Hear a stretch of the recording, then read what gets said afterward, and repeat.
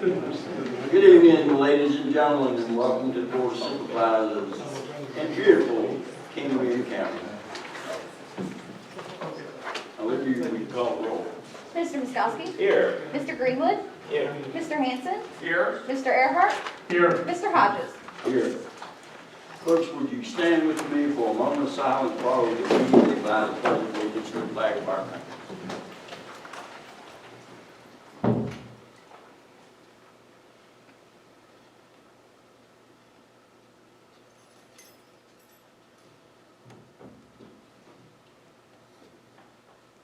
Thank you. I pledge allegiance to the flag of the United States of America and to the republic for which it stands, one nation, under God, indivisible, with liberty and justice for all.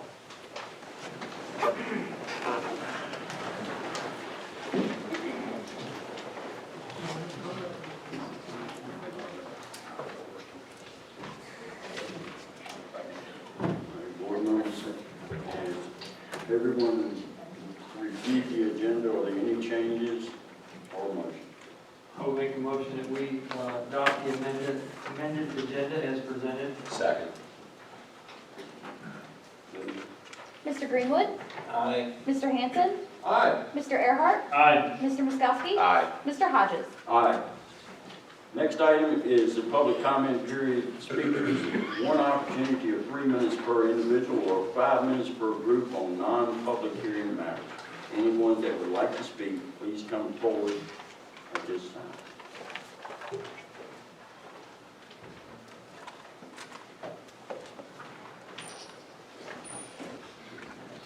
Hello, my name is Benjamin Shoemaker. I'm from the 4th District.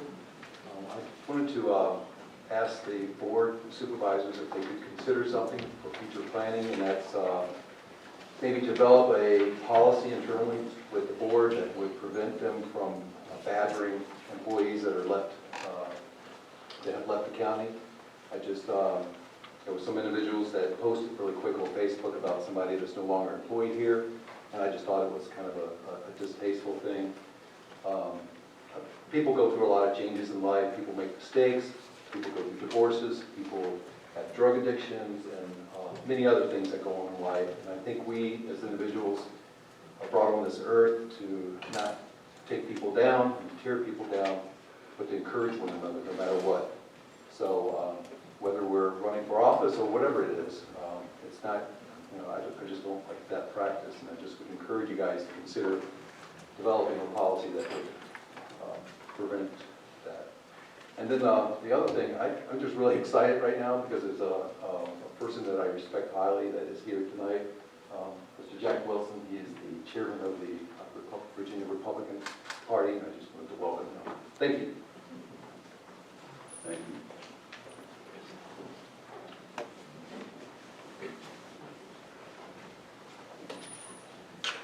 Good evening, gentlemen. Ed Warren, representing the EDA this evening. I just wanted to update you. I was able to attend 2 meetings this morning in Tappahannock. One was the 3rd Rural Broadband Task Force meeting hosted by Congressman Rob Whitman. Excellent meeting, a good overview of the USDA's rural development. The Deputy Assistant was there with Joel Baxley and a number of others. DHCD folks were there.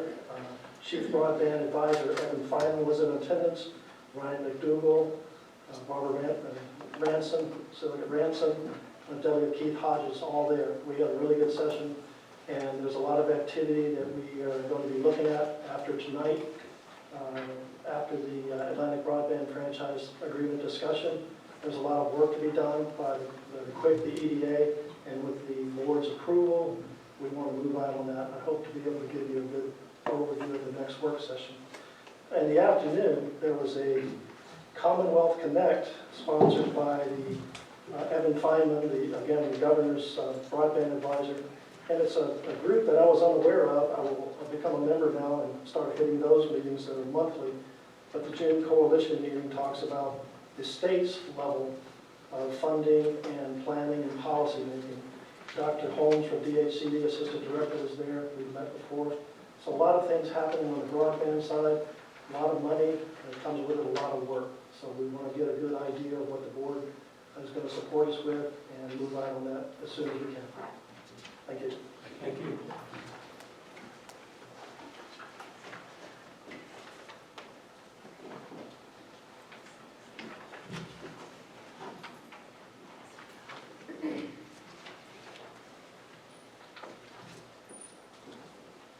My name is Devin Thomas. We reside in the county here. I have been affiliated with Fire and EMS Services in Kingman County since 2001. Over the years, I've established myself as a professional within I'm sorry, healthcare. sir. What district? 192 Kingman Estates, District 4. Over the years, I've established myself as a professional within the healthcare industry, currently working as a registered nurse advocating for individuals healing from mental health and substance abuse disorders.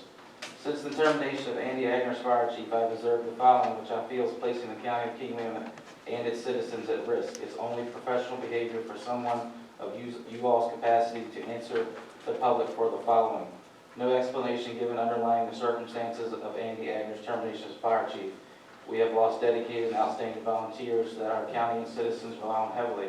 It has been noted that Ambulance 11 and Ambulance 41 have been out of service due to maintenance, leaving our citizens with only one available in-service ambulance at times. Station 4 has been unstaffed, which is a great safety concern for the citizens in that district, since under your direction, Mackinac Volunteer Rescue Squad has been removed from that district as well. Response and on-scene times have increased, and mutual aid has been declined from neighboring localities. A perfect example that y'all need to look onto is the call that happened on June 20th, 2019 around noon. And there is currently a review and process of the structure fire that happened this week. That is my understanding. Y'all will be getting a report, and hopefully the public will too. Squad 1 was left unattended at Station 4 under the pavilion open to the elements while Station 4 was not staffed. Squad 1 was not secured and the window was down. Squad 1 appeared to be fully equipped during this time. It is questioning if the drug box was on the squad during its time of being unattended and unsecured. Squad 1 has access to $400,000 in taxpayer dollars invested in it. Under your direction, it is noted to have added 2 additional battalion chief positions to the budget. I feel these positions were not filled properly in regards to following a correct interview process to assess the possible best candidates for the positions. A review and confirmation of their supposed career-related experiences, plus the 2 positions have been filled with a married couple, which raised great concerns. Again, there was not an open interview process for these positions. The fire chief position now has the word director added to its title and possibly filled within 3 to 6 months. This county has had too many chiefs and not enough Indians for quite some time, directly relating to our current state of emergency services. The morale could not be poor at the moment. Professionals from other localities have told me personally, due to what has taken place in the last weeks, this is why they will never work or volunteer with Kingman County Emergency Services or any of its affiliates. This list could go on and on. These items are of most concern. Thank you for hearing my concerns and questioning tonight. I am looking forward to hearing your responses of clarity and accountability regarding these matters of concerns. It's also been twisted that the video that was posted on social media was against Andy. When Andy was in service as a fire chief, there was barely a spot to park in that parking lot during training events. That trash was not left all over the place. It was staffed with career and volunteer staff. Calls were running out of there, and that's all I have to say. I do want to, sir, I wanted to clarify one thing. Did you say alleged drug box on there unattended? I did not open the door, so I don't know. But if the So truck but you made that statement? Yes, I did, and I would like to know the answer. That's what I wanted. Yes, sir. Okay, Yeah. thank you.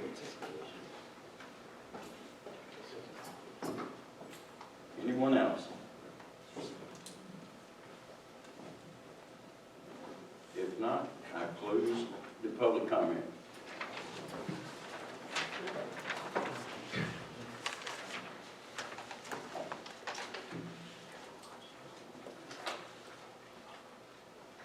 Next item is the consent agenda. We have a motion or Mr. Chairman, I discussion? make a motion we adopt the consent agenda. Second. Any discussion? Olivia? Mr. Hanson? Aye. Mr. Earhart? Aye. Mr. Miskowski? Aye. Mr. Greenwood? Aye. Mr. Hodges? Aye. Next item is 8A, introduction of Battalion Chief of Operations, Richard Nunley, and Battalion Chief of Administration, Laura Nunley. Bobby Testman. Chiefs, would y'all please come up to the podium?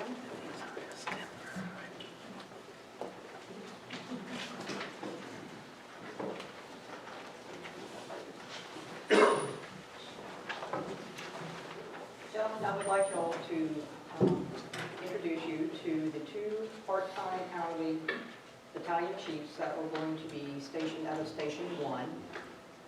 Laura Nunley, who has 23 years of fire-related experience with Virginia Fire Academy, and is now retired, was working for us as a part-time hourly paramedic. Her husband, Rick Nunley, is a lieutenant on the City of Richmond Fire Department. He is very qualified. He was acting as the operations chief as a volunteer under Chief Agner prior to being promoted to this interim position, as is Laura Nunley. I am very excited to have them on board. Yes, they are a married couple. I thought very long and hard about that. I also looked at our HR policies and found that there was not a conflict, since Laura was already an employee and Rick was already also an employee of being a volunteer. There was no issue with the hiring. So I would like y'all to know that we have gotten two excellent people. Over the last week, these individuals have met with the Director of Finance and HR and myself repeatedly. They are assessing the situation, and I do believe that over the next several months that you will see some major, progressive, professional changes in our organization. And we will be transparent with the board. We will be sending out reports. They will be available for questions. So I'm glad to be able to present Battalion Chief Laura Nunley of Administration and Battalion Chief Rick Nunley of Operations. Welcome aboard. Also, just to add to that, this is within the budget or less than what we were already spending, plus the benefits. You know, I was wondering, I was going to ask, do we have, because since Mr. Thomas made a statement with respect to two paid positions, do we have an approximate comparison for expenditures relative to this for part-time positions versus the 100,000 or whatever was in there in the budget previously? Yes. The fire chief's salary and benefits was around $105,000 total. Both of these individuals will be working for us on an hourly basis, no benefits, up to 1,500 hours in a calendar year, and it will come in at around $87,000 if they work the maximum 1,500 hours each. So there will be funds left that we can redirect to operations.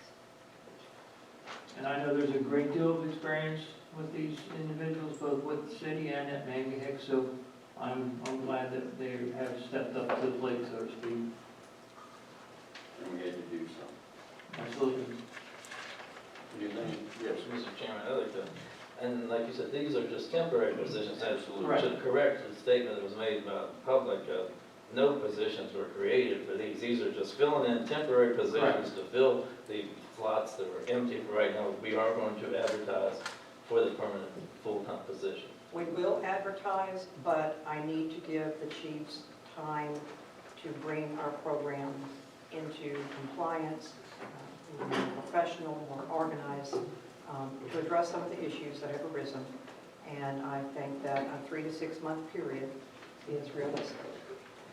That will not handle our budget, and it will give us an opportunity when we do make the decision to go ahead and post the chief's position, that the new individual will be walking into a solid program. It doesn't prohibit either one of these from applying. Correct. And you should say that Station 4 is going to be decommissioned. Is that something that's set, or we have to listen? That is something else that we have been discussing. As I stated, we were in the initial assessments, but our staffing levels, I do not believe that I can recommend to the board that we continue with Station 4. We just do not have the volunteers that we were promised, and living within our budget is going to be a little bit of a challenge with some of the expenditures that have occurred in the past, but we will make it happen. But I will address more of this later in the meeting. But right now, I just wanted to be able to introduce the chiefs, and so that you have a face with them. Either one of you want to speak? Thank you for the opportunity. Thank you. Anybody else got it? Thank you. And if you didn't know, y'all are available to leave if you want to. Thank you. Or you can stay.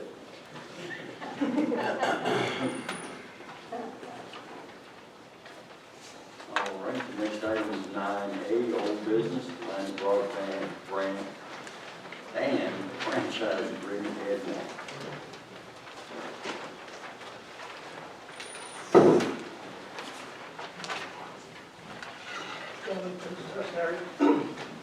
This is a continuing update on the franchise agreement by Mr. Frank Bradley of Atlantic Broadband, specifically Section 6 and 6.6-1.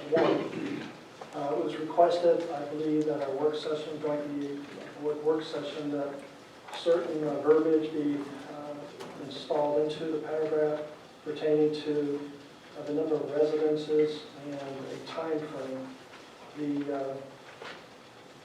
Let's see, on page 6.2, on page 5, that everything would be built out within 24 months. And of course, they're going to try to beat that substantially. There's also, as promised, a map program build out. The yellow indicates the existing Comcast build out from years past. And then the blue, it depicts the edge out, which they will be developing. Ed, where are you at? I'm sorry. We're just getting Map. this report. The map, You have the map.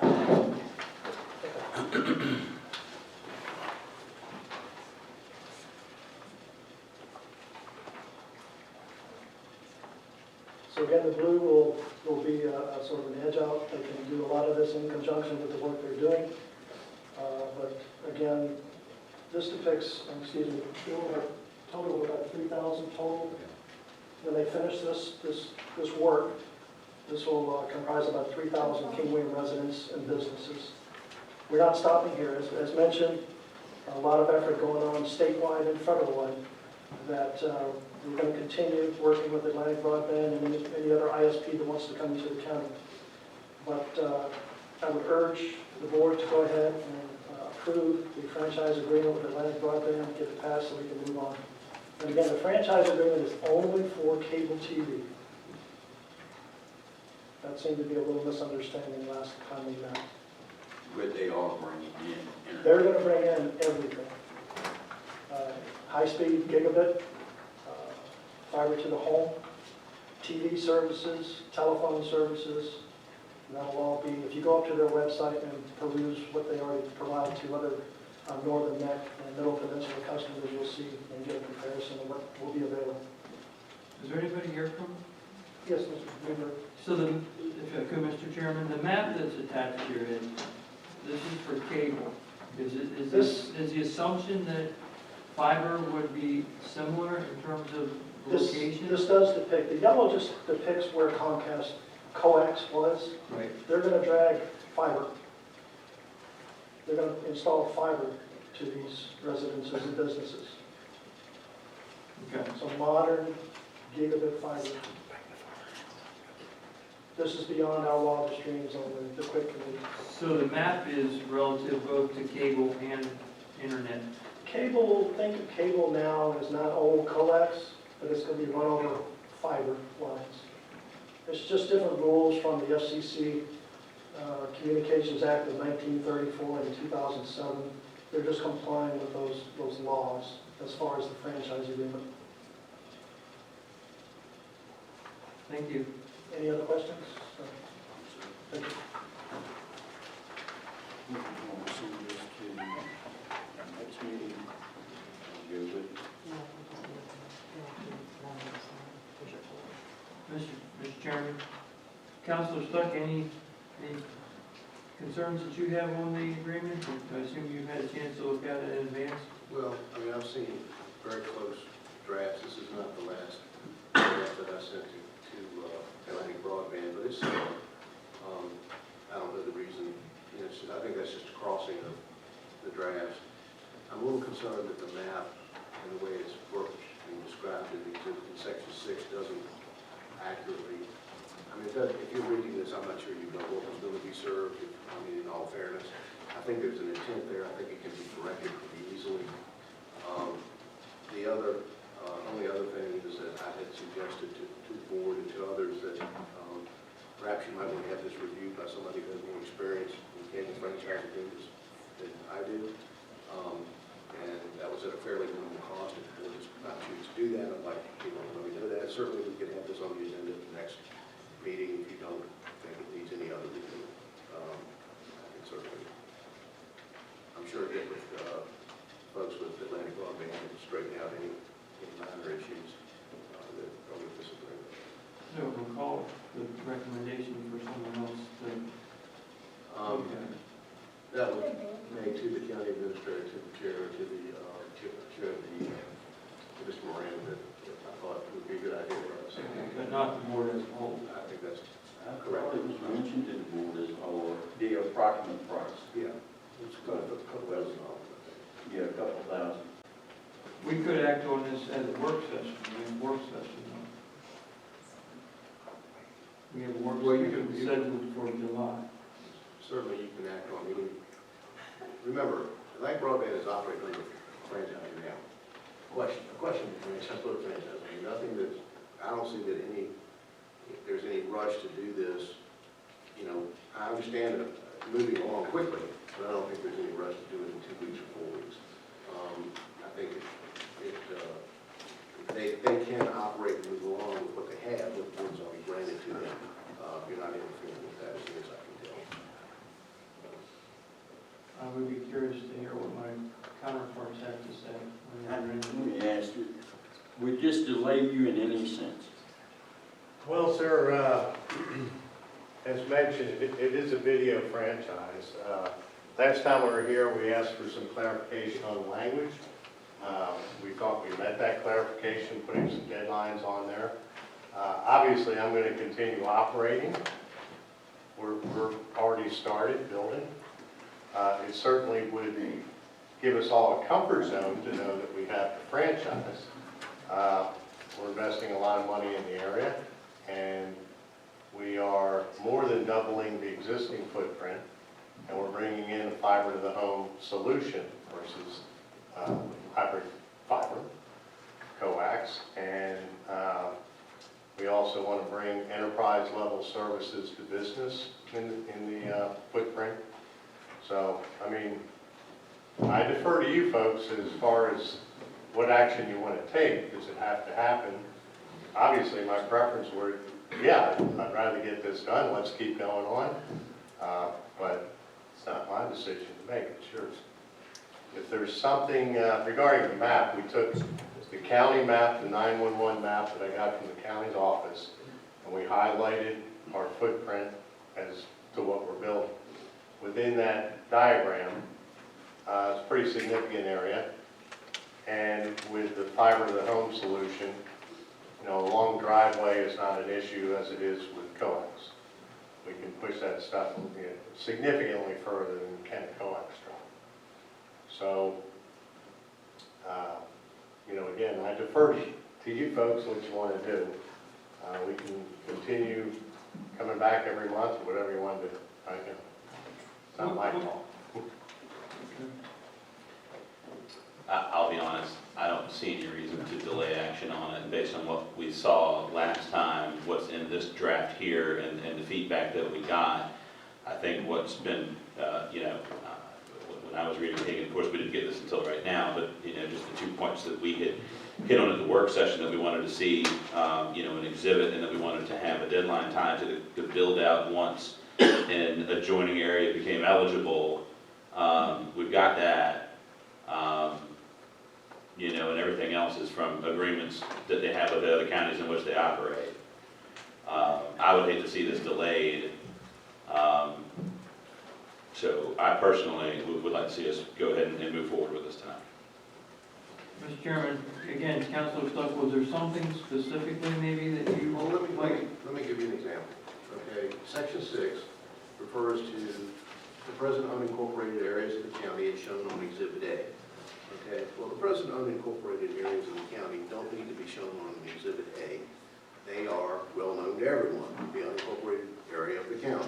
Okay, Exhibit A says it's a courtesy video cable services limited in value. I don't know what that means, but it doesn't relate to the language in the agreement. The next thing is that it says that Exhibit B, it says, will make cable services outlined in the attached maps, Exhibit B. Okay, well, if you look at Exhibit B, it shows a yellow line and a blue line. One says existing, one says edge out. Nowhere is either one of those terms defined in the agreement. Nowhere does it say what that means. So I'm just saying it needs to be coordinated a little bit so you know what you're getting, that's all. Okay, I'm not suggesting that it's anything that difficult to do. I'm just saying that what's here doesn't do that.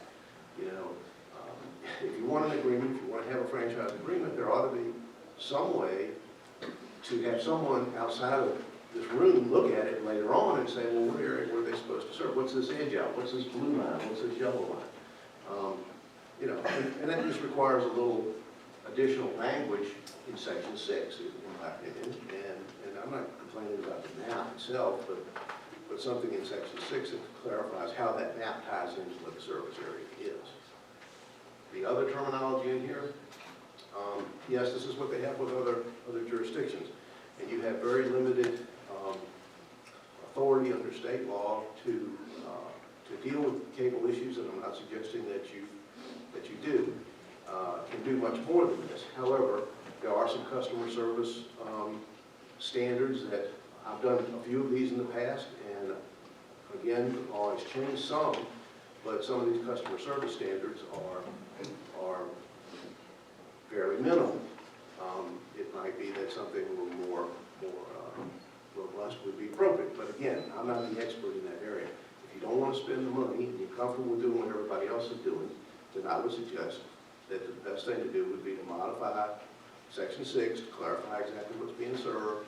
And for example, they are saying that they will extend, once upon notification, that an area meets the criteria, or the county demands that it meets the criteria. I don't know why the company wouldn't know that to begin with, but it says on written notification by the county that you believe an area meets the criteria. Well, if an area meets the criteria, why wouldn't they be extending it there anyway? Why would the county have to notify them of that? And it says that they will complete the required extension within 24 months of receipt of all applicable permits and attachment rights. There's nothing in here that requires them to apply for a permit. Okay, so maybe there ought to be something in there that says they will agree to apply for a permit within a reasonable period of time, and then within 24 months of gaining that, they will extend. I mean, there's just a lot of loose language in here. Most of it is not favorable to the county. But, you know, it's up to you all. We're discussing this previously. You said most of the time it's never favorable to the county. Well, they're not favorable to the county usually anyway, but, you know. If they do this extend out or edge out, whatever you want to call it, it's a big service to the county. Absolutely, absolutely. I'm in favor of going forward. Steve? Mr. Chairman, I was just wondering, does Mr. Stuck, would you be available, you said you're not expertise in maybe rewriting those few things that you're talking about, should we still have that other company you were talking about write it more specifically, or? Well, I feel comfortable putting language in here that matches the map with what the agreement says. And the definitions? Right, no problem with that. Okay, I'm just I mean, talking I about would- anything else. I would move forward if you would do that for us. I don't know if we need to actually get Well, higher on it. we're gonna need, if we're gonna revise it, we're gonna need to see the revision before we act on it.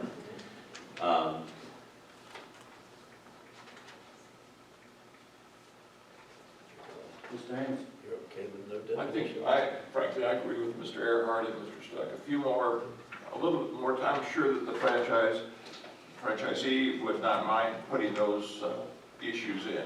I will ask him, you have been very kind in helping us with this in the past, is this reasonable or unreasonable to you?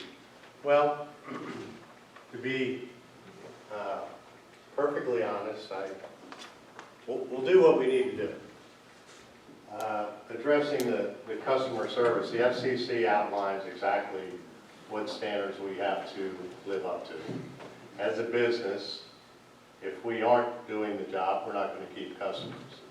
I had urged previously to touch base with the surrounding counties that we operate. We've been here a long time, not always as Atlantic Broadband. I've been here a long time. But again, at the end of the day, you know, we thought we honestly addressed what the concerns were. So the intent was there. If it's not satisfactory, you're going to have to clarify exactly what it is we need to do. We want the franchise. You know, we're operating under one that was probably written 30 years or 40 years ago.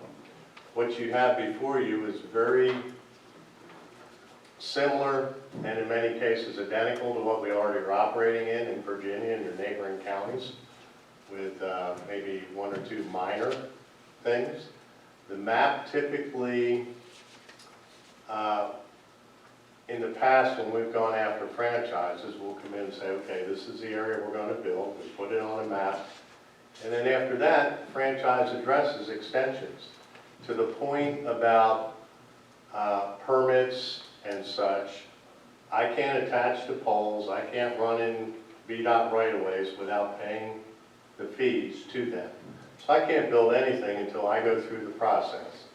Our pole attachment agreement is about that thick. It addresses everything. So in VDOT, same way. We pay for everything we go. We have to get private easements in cases. Will we take it out to 24 months? I understand. You want everything clarified.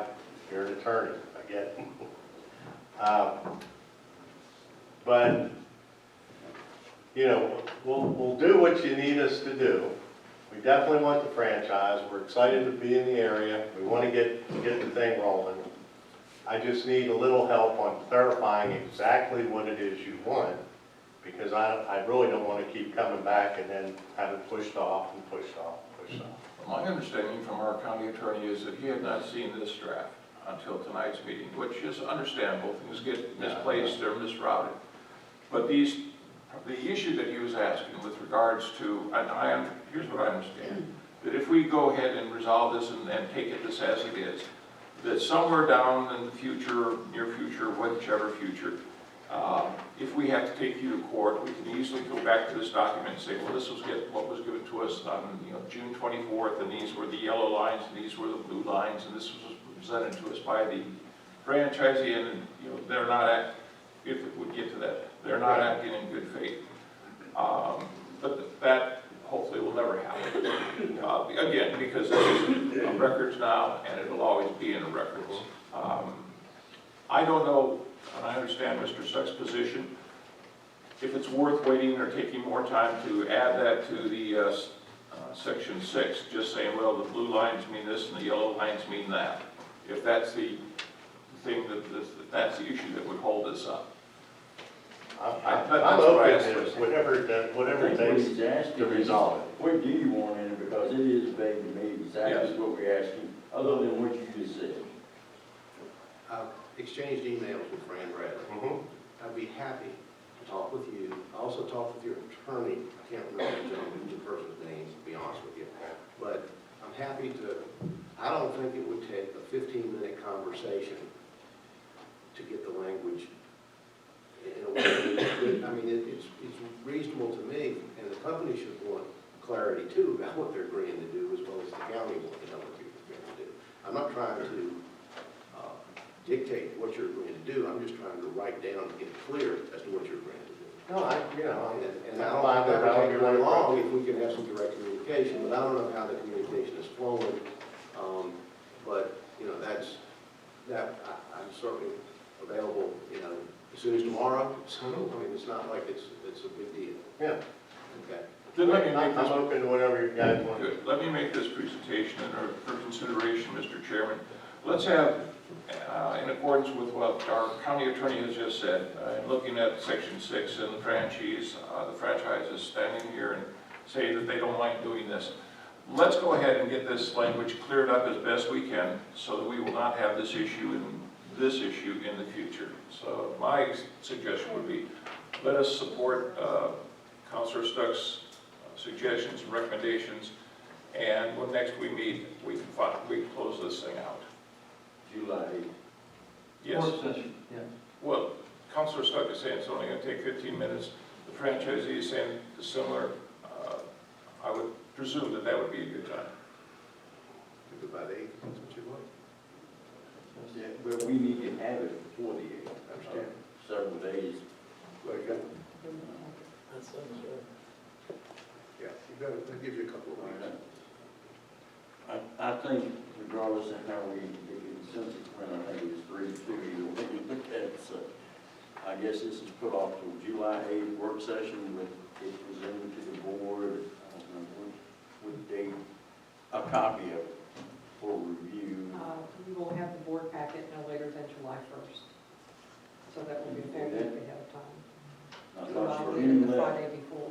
That's today's, that's this week. Well, whether or not it's included in the packet, if we could just have it the Friday before, it's probably fine.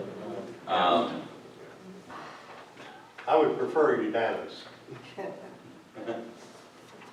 Yeah, so would I, but I'm disappointed we're not getting this done tonight, but if we can get it done by July 8th.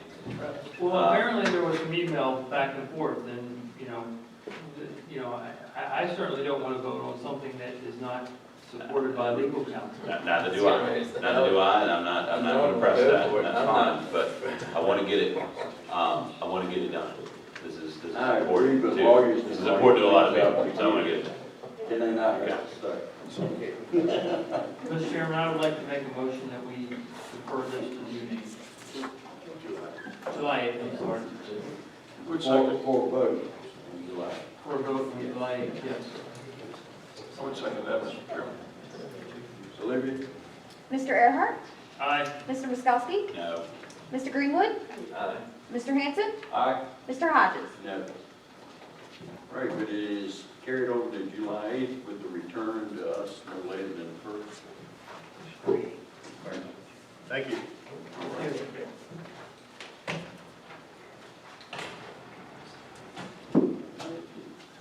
Next item we have is public hearing consideration of ordinance 5-19, Ron, Director of Community Development.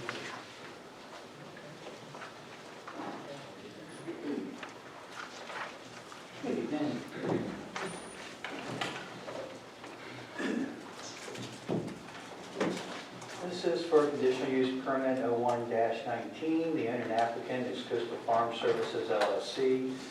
And they're here tonight represented by Mr. Matt Crabb. This is a request for a conditional use permit to operate a business for agricultural commodity production and Crabb Aviation to operate an agricultural aerial application service located at 283 Woodland Lane. The tax map parcel is 19-17, which consists of approximately 149.45 acres of land. The property is zoned agricultural conservation, and the future land use map and the 2016 comprehensive plan indicates rural land use for the property. The property is located in Mangahick, 5th voting district. And y'all should have a number of materials, and we posted a couple of things up here just to make it easier to see. We've looked at the property. There are no deed restrictions barring the proposed use of the property. As is readily seen in the aerial views, the parcel surrounding tax map number 1917, as I was. There'll be a picture in a moment. But surrounding the property is a bunch of larger parcels. They're heavily wooded or fields. They have a great deal of privacy from each other. This application preliminary site plan appears to contain measures to preserve the rural character of the area. And going to the map. Next one. Yeah, I like that. We took a look at the 2016 comprehensive plan, and part of the comprehensive plan states for the goals and implementation strategies. One of the goals is to protect, enhance, and expand opportunities for existing and future agricultural enterprises and industries in the county.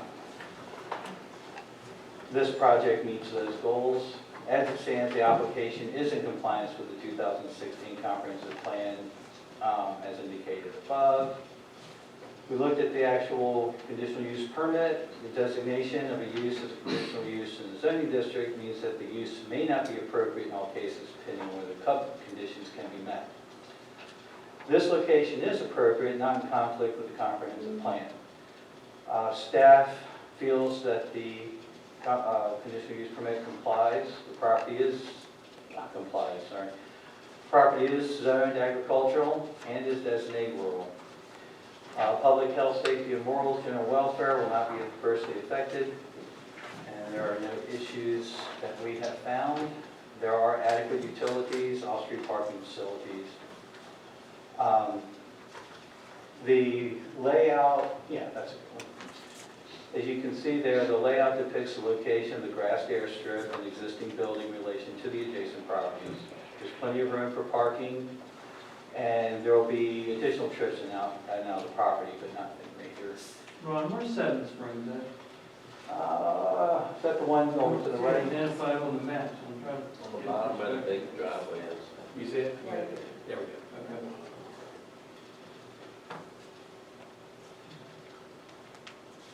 So they will also have the necessary safeguards for the protection of the surrounding property, persons, and the neighboring values. And as you can see, all around that area is buffered by trees, and I know they've talked to Seven Springs, about what goes on there and the privacy issues. The Planning Commission may recommend reasonable conditions to the Board of Supervisors as it believes necessary to accomplish the objectives of this chapter. Staff recommends a favorable decision on this application. If approved, staff does, and the Planning Commission did as well, recommend the following conditions. That the applicant is limited to 5 spray planes. 3 of those will be fixed wing, 1 will be a helicopter, and 1 is a private plane that he uses to commute. The applicant will also have to obtain all required approvals and permits prior to operation of all the aircraft.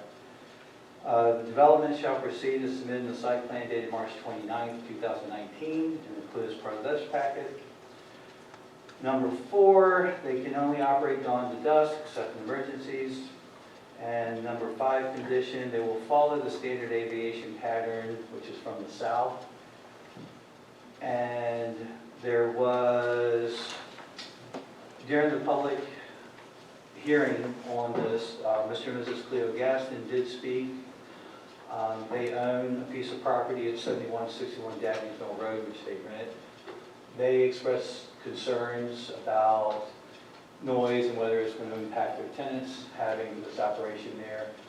Mr. Crabb addressed those issues with them. They felt satisfied that everything would be okay. Beyond that, we had no responses from the letters we sent out, and no one else spoke at the public hearing. In your packet, the minutes from the conversations between the Planning Commission and Mr. Crabb are outlined in the meeting minutes, which address many of the concerns about fuel and traffic and all of those things, which were adequately addressed.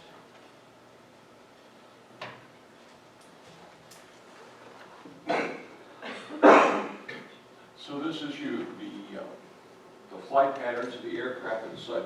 Years ago, I was stationed at AP Hill, and we had some discussions with regard to civil aviation in our area when we were using troop movements. And I presume that all of that's been reviewed, and there won't be any conflicts with the military troops, because we still have choppers going back and forth in our area. Mr. Crabb's been working in this county and others doing his crop dusting operation. He's been operating out of Hanover primarily. And I'll ask him. We're good. Okay, that's fine, We thank use you. military constantly. Yes. We- Thank you. Any other questions? Mr. Chairman, I'd like to ask the applicant a question, please. Absolutely. Mr. Beck? Can we have the public hearing? Mr. Crab, I just had a quick question. I know you came to our planning commission meeting and you said you've been doing crop dusting in the area for 15 years and you do some farms around there and have been done. I was told by a citizen that, I know you've probably been working, but I was told you took off from this new landing strip recently. Is that correct or is That's that? correct. It is correct. So Yes, sir. you are using it even before you got your permit? When we're fertilizing, we use cow pastures, grass strips, we use anything. I'm not running the business out of there. When we start running bulk fertilizers, we're only carrying anywhere from 16 acres to 30 acres per load. So we find locations and get as close as we can to the operation. That's a normal operation. That's a normal Okay, operation. that's what I wasn't told. We left there and then grew off of a wheat field right after leaving that strip. Okay, that's just But we're not hauling, we're not running the business out of there, we're not, we've switched back over to liquid now, we're back at Hanover and other. Because I remember you spoke to us in the planning commission, you said you took off and landed at Hanover. I didn't hear that exception. I guess we didn't ask at that time, so just clarification. Yeah. Thanks, sir. They flew king and queen, they drove us crazy, law enforcement crazy during 9/11 with the cops. We're all over the place. Thanks, sir. Thank y'all. Any questions while I'm up here? I have a question. I think we should probably let the public hearing take place and then do the rest of it, yeah. All right, you done, Mr. Yes, sir. All right, folks, at this time, I'll open the consideration, a public hearing on consideration of ordinance 5-19. If anyone would like to come forward as an individual, you have 3 minutes, and then for a group, you have 5. Anyone who would like to come forward, please come forward now.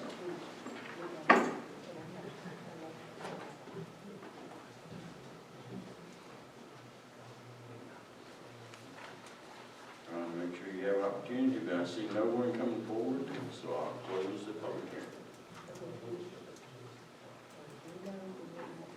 That needs to be voted on now. Do I have a motion?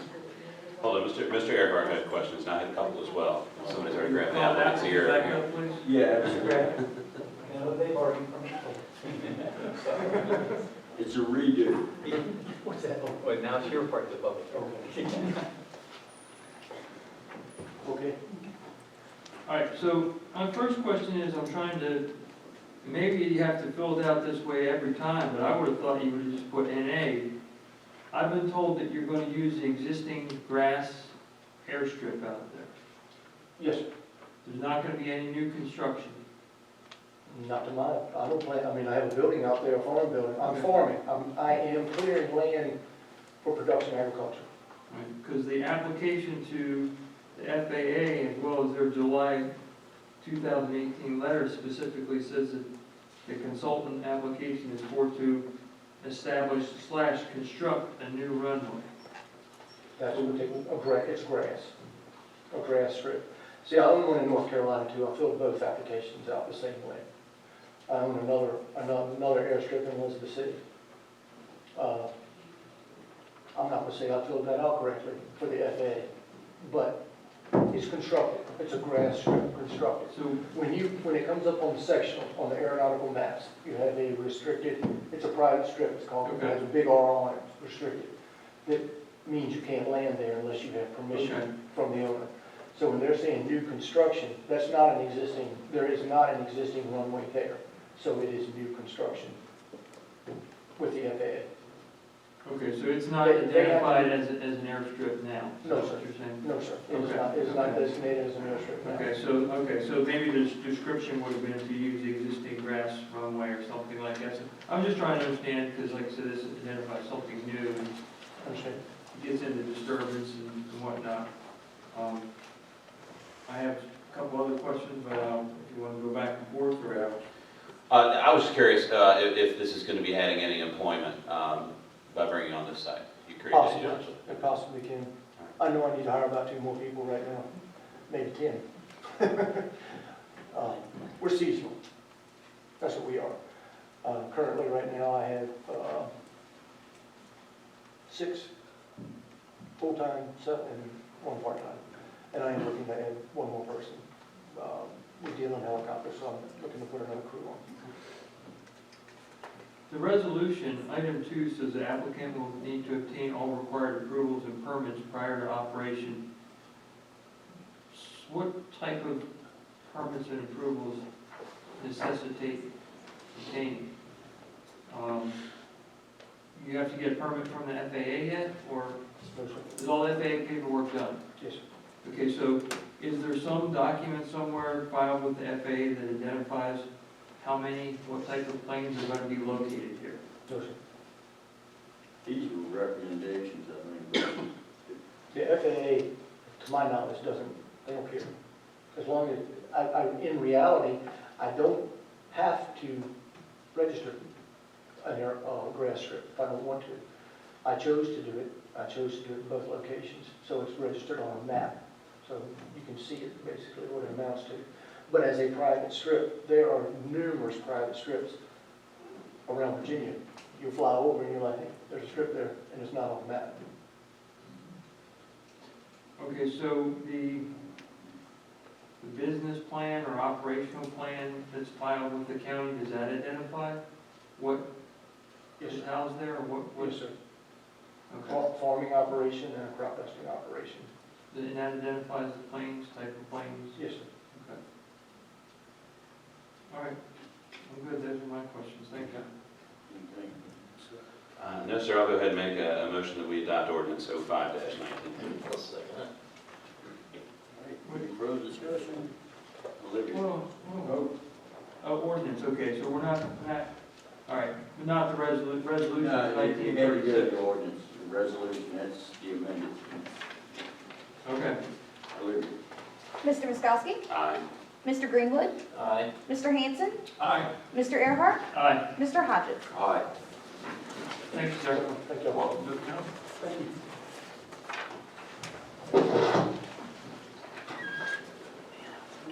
Next item is resolution 19-37, approving real estate tax refund due to erroneous assessment.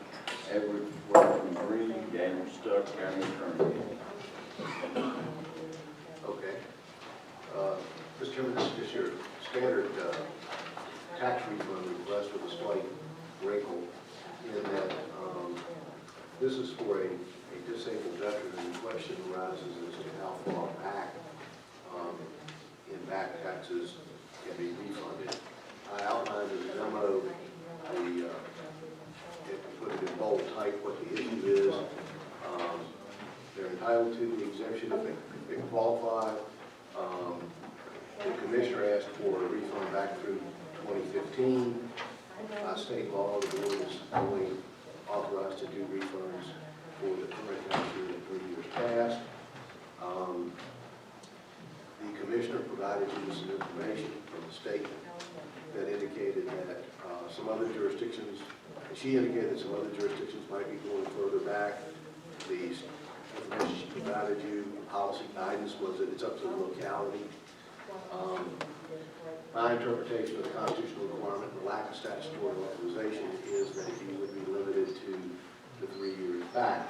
However, as the chairman so aptly put it, attorneys may differ and they may argue, and I've given you 2 resolutions, one which would be the refund as requested by the commissioner.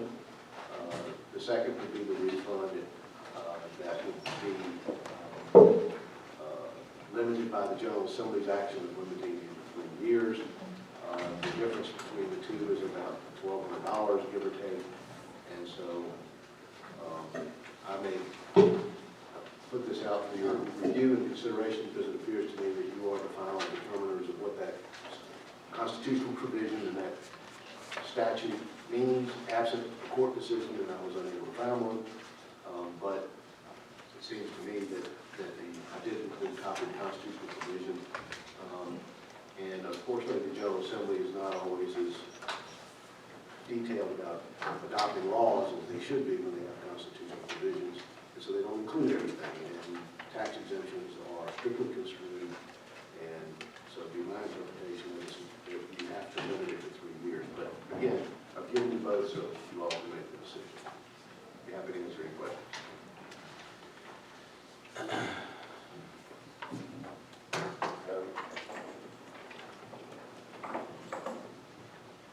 I certainly understand the interpretation, and appreciate that. You know, we've also been provided the guidance from, you know, the Commissioners of Revenue that, you know, this appears to be allowable, it's happening, that they're going beyond the 3 years on these types of exemptions. You know, going back to when the amendment was enacted, or in this case, going back to when the veteran was officially qualified for the benefit, even though he did not apply until this year. Given that information, I'm partial to probably going with Resolution 1937 and refunding the amount that goes back to when the veteran was eligible to receive the exemption. My suggestion is since both of these were given the same number. Yeah, I expected they would give a I'm different sorry, number. no, What I would suggest is the motion would include the Yeah. amount. And then the- What amount they're referring to, Sheriff? So 47, 42, 70, which you'll find in the comment. We need to change that number, just leave it at 37, and I guess if they go with the second one, it'd be 80. Something. I mean, that would just, All right. Yeah. I would second Travis's motion to proceed with refund of $4,724.72. Any further discussion? Olivia? Mr. Greenwood, Aye. Mr. Hanson, Aye. Mr. Earhart, Aye. Mr. Miskowski, aye. Mr. Hodges. Aye. All right. Next item we have is item C, memorandum of understanding between the Three Rivers Soil and Water Conservation District and County of King William. Bobby Tessier. Gentlemen, what you have in front of you is an MOU. The Virginia Department of Environmental Quality requires King William County to develop a plan for soil and water quality conservation assessments due to the Chesapeake Bay Preservation Act. Three Rivers Soil and Water Conservation District is the one that assists us and develops these for our producers. This agreement was sent out, it hasn't been updated since 1992. DEQ is requesting it, as is the Soil and Water Conservation District. All of the localities that are in the Three Rivers Soil and Water Conservation District are presenting this to their board for approval. The only thing is I spoke with Tom Schwarzholder of King and Queen, and one of his concerns was on the back of the page, number 6, any violation of the assessment of failure to comply with the Bay Act regulations will be enforced by the county. In our conversation, he did not feel comfortable that the county could enforce that. And so when the board acted in King and Queen on this, they struck number 6. And I'm making the same recommendation. Otherwise, there is no financial commitment to it. It's simply revamping and extending our MOU with Three Rivers. Any questions? That would have been my comment as well, since we are an opt-out county, especially, I would think that all opt-out counties, since we're not in charge of the permitting process, because we don't want to be in charge of the enforcement process, because of the cost involved, would not want to then be through the back door charged with enforcement through this program as well. But this doesn't limit it to stormwater, does it? Bay Act regulations also deal with encroachment within the RPA and RMN. Sure, We can but enforce that. but yes, but as far as the VSMP and the omnibus bill back when we did the opt-out in 2015,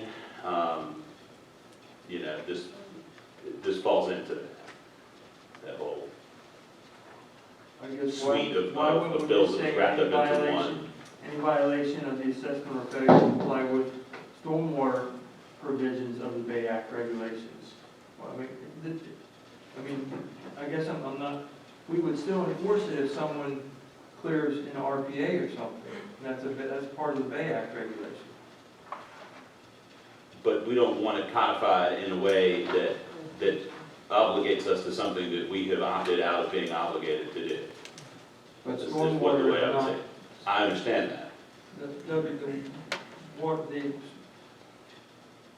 RMA and RPA are not stormwater. They're part of the Bay Act regulations, but they're not stormwater. We're not enforcing a stormwater provision, we're enforcing another provision of the Bay Act.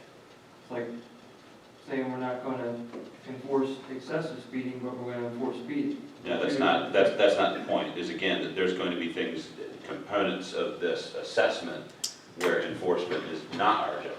There may be portions where it is, in which case we would, but by otherwise, what we're statutorily obligated to do to handle enforcement. There is, I read that sentence, could obligate us to enforce things that we have said that we want DEQ to enforce.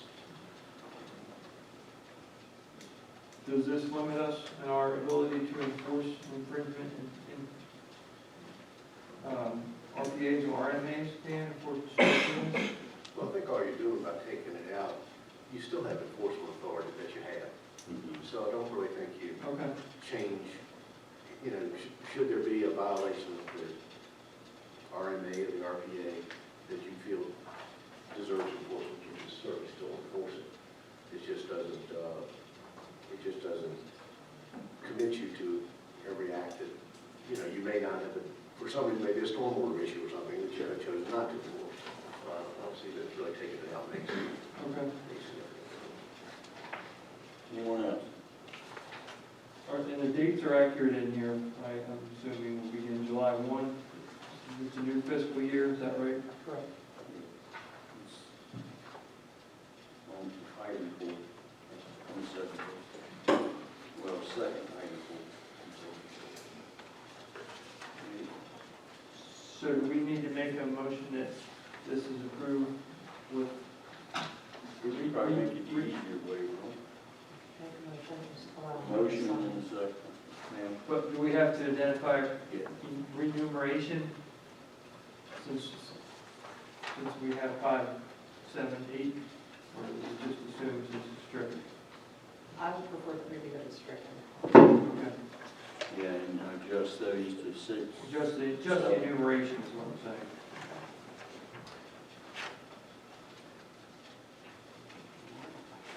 All right, Mr. Chairman, I'll make a motion that we adopt the MOU between the Soil and Water Conservation District and the county while striking item 6 as presented. Second. Olivia? Mr. Hanson? Aye. Mr. Earhart? Aye. Mr. Miskowski? Aye. Mr. Greenwood? Aye. Mr. Hodges? Aye. Great. The next item we have is fire and rescue update. Bobby Chestnut. Gentlemen, I gave you a handout this evening when you showed up, and it was not in the original packet. It's taken me a little while to pull this together as I This is the stated. memo of June 24th? Correct. We do not have a standard stats report in here. Our chiefs are looking at the type of reporting that they want to present, in what detail, and so I felt that it was best just to take a hiatus from that for this month. I would like to read, though, this memo that I have generated so that the public can hear it as well. This is an update on the fire and rescue program by the county administrator, dated June 24th.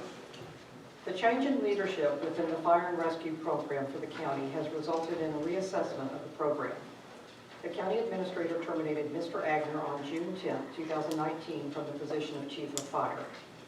The resulting actions by the county administrator and program staff have been a direct result of inadequacies within the program and prior leadership of the program. The county administrator, after extensive meetings and interviews with paid and volunteer staff, determined the best course of action was to bring on a chief of operations to handle the day-to-day activities of running the operational aspects of the station and ensuring there would be continuity of services to the community. The role the battalion chief for operations would fulfill include managing the deployment plan, apparatus, staffing and management, maintenance, personnel safety, accountability, incident critiquing, QA of reports, and manage the day-to-day of the station. Richard Nunley was the volunteer part-time chief of operations, who I have now promoted to part-time battalion chief of operations. Chief Nunley is a sworn officer and is currently employed with the City of Richmond Fire Department and serves with that organization in the capacity as a lieutenant. In addition to the Chief of Operations position, the County Administrator determined during the period of transitioning, a Chief of Administration would be beneficial to address action items that were not being fulfilled. The role of Battalion Chief for Administration would fulfill training, logistics, public relations, grant writing and management, licensing and certifications, department calendar, emergency management, line item budget, and fulfill the Chief of Operations role when he is not available. Laura Nunley is a sworn officer and retired from the City of Richmond Fire Department. She has 23 years of experience within the field and held operational positions with the Virginia Fire Officers Academy. In that role, she developed the public information section and held several high-ranking positions within the organization. The Fire and Rescue Program includes the following paid positions. Operations Battalion Chief Richard Nunley at $28.50 part-time hourly, not to exceed 1,500 hours in a calendar year, no benefits. This utilizes the base salary and benefits already budgeted for the Fire Chief position. Administration Battalion Chief Laura Nunley, part-time hourly, $28.50 per hour, not to exceed 1,500 hours in a calendar year, no benefits, utilizing the base salary and benefits already budgeted for the Fire Chief position. Emergency Services Technical Assistant Tori Rousey. She is a full-time, receives benefits, earns a salary of $47,550. We have 6 providers, 2 are paramedics. One is Devin Hirsch. He is full-time with benefits, receives $45,778 per year. Thomas McKeel, full-time with benefits, base salary of $45,830. We have 2 intermediates or EMTs. Holden Olive, full-time with benefits, $43,353. Laura Backrack, full-time with benefits, $42,660.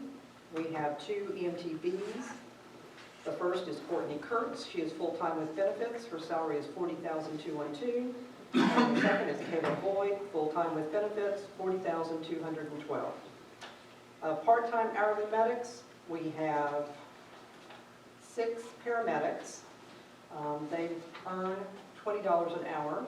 We have 2 intermediate EMTs that earn $17.50 an hour, and we have 2 EMTBs that earn $15 an hour. Station 1 has been successfully transferred to the county from the King William Volunteer Fire and Rescue Department. The property and equipment, as cited within the agreement, are now the property of King William County. Station's 4 lease with Mr. Robinson is still in effect through July 12, 2019. This station was to be staffed with volunteer and part-time paramedics per Mr. Agner. The volunteer numbers as reported to the Board of Supervisors and to the County Administrator were inaccurate and much lower than stated. The county did attempt to staff the station, but due to the staffing level issues, it was not consistently or fully staffed. At this point, in agreement with Chief Rick Nunley and Chief Laura Nunley, I am recommending we allow the lease to end with Mr. Robinson and focus staffing and running calls solely from Station 1. The funds that were expended to set up Station 4 will be reimbursed from the EMS Billing Revenue Fund to the Proper Fund within the next 45 days. The property will be turned over to Mr. Robinson in good shape with minimal improvements. Changing the leadership within any county program creates internal and external issues for the Board of Supervisors and administration.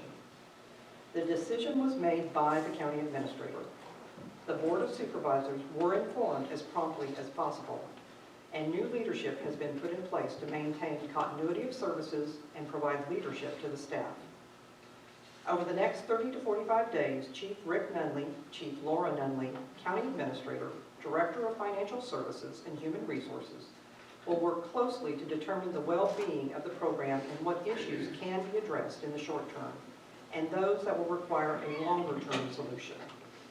The Board of Supervisors will be kept informed of all findings as we move through this process and will be provided factual and timely information in a more formal format at the board meetings.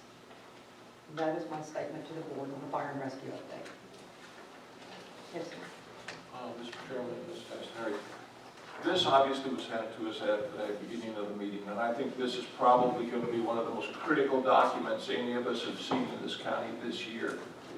I think you've done another outstanding job in putting this together in a very succinct way.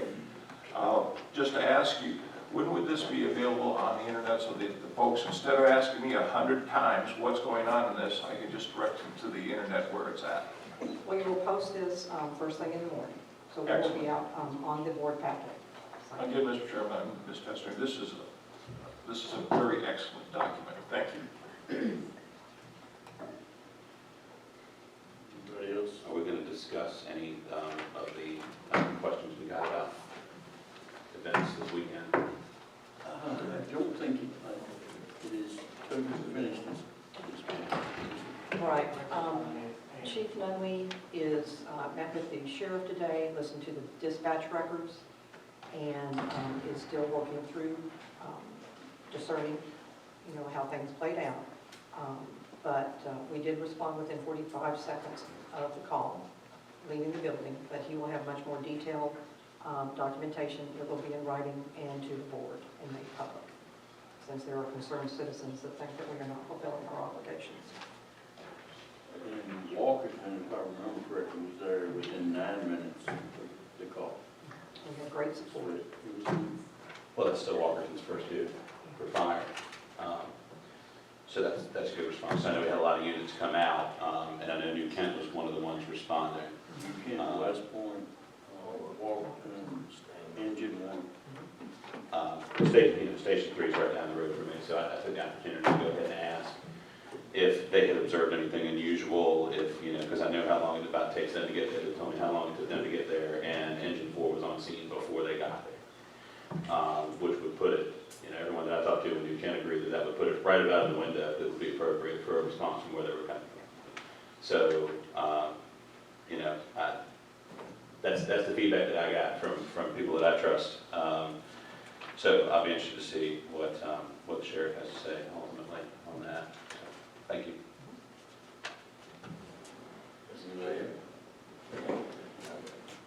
Yes, sir. I'm just curious, like I said, we've worked, Travis and I, in the former board, this board, we've got, like I said, all this stuff set up, but now I'm kind of worried, we've got Station 4 set up and all stopped, and now it's gonna be abandoned.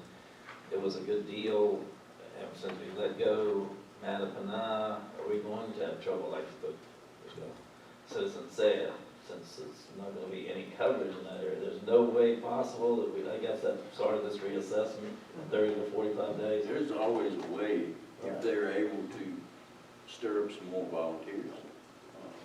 If the board elects to pay some more money. I'm just saying. I would like to see it stay also. And I know Travis would, but Right, after all.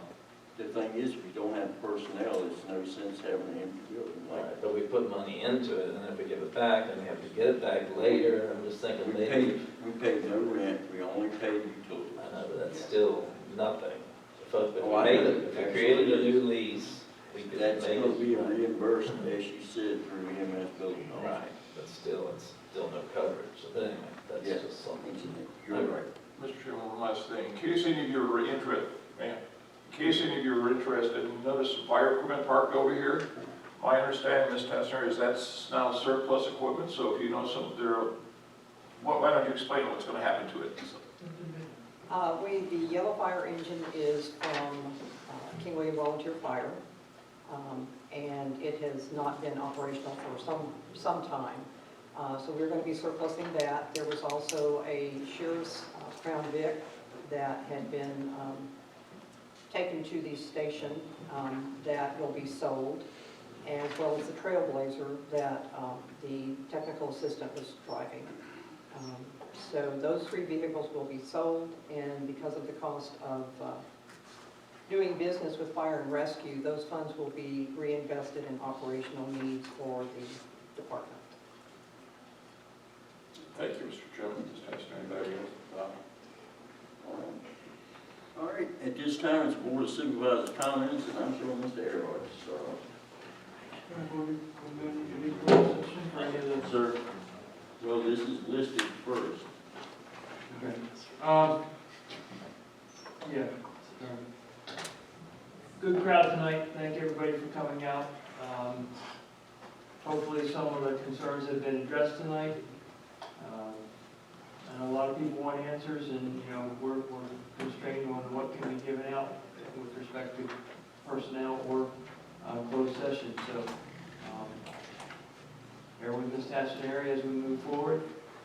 Feel free to, as always, you know, ask questions of us either personally, by phone or messenger, and everybody have a safe July 4th. Okay. I feel really good tonight. Out of the entire evening, I didn't have a chance to say no once. Thank you all. Thank you very We much. still have adjournment. Yeah, that is true. That is true. Mr. Greenwood. Thank everybody for coming out as usual, and like I said, it was a big crowd. It is unfortunate the things that have happened, but like I said, Ms. Tassinari is our human resource officer, and we put full faith in what she has come up with and the reasons that she came up with it. I just wanted to say that we have come a long way from where we started in 3 boards before, so I'm hoping that we can continue and still get all the citizens to provide service that they need. And let's try, like these citizens said, not to do the bickering and the Facebook slandering and all that kind of stuff. A lot of stuff is not true. And like I said, this is a personnel matter. Things are not allowed to be discussed. So, like I said, keep everybody in mind. There's lots of parties involved, so I just thank everybody for coming and have a nice 4th. Mr. Miskowski. I don't have a lot to say tonight. You know, everything that's transpired over the course of the last 30 days or so has been very heartbreaking for me, quite frankly. And, you know, I'm not pleased with where we are right now. We've got a job to do. We've got to push it forward. You know, I'll be supporting, you know, continuing improvements to what we're doing across the board. Like Bob said, I'm open and available to questions. And like Stephen said, I'm not diving into any Facebook comment boards because nothing good happens there. Enjoy your 4th of July weekend. And we look forward to seeing you back here on the 8th. I am also disappointed we didn't get the franchise agreement done. I do understand that if we are going to do it, we need to do it right, but we also need to get it done. And I am pleased that you know, that Atlantic Broadband is coming in, as Mr. Moran stated.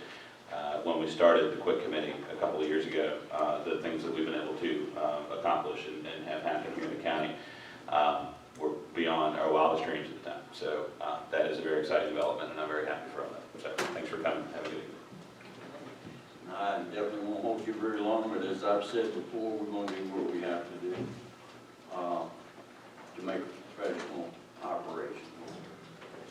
And saying that, have a safe July 4th, as the other members have said. And at this point, I know y'all will hate me, but I have a motion to go into closed session.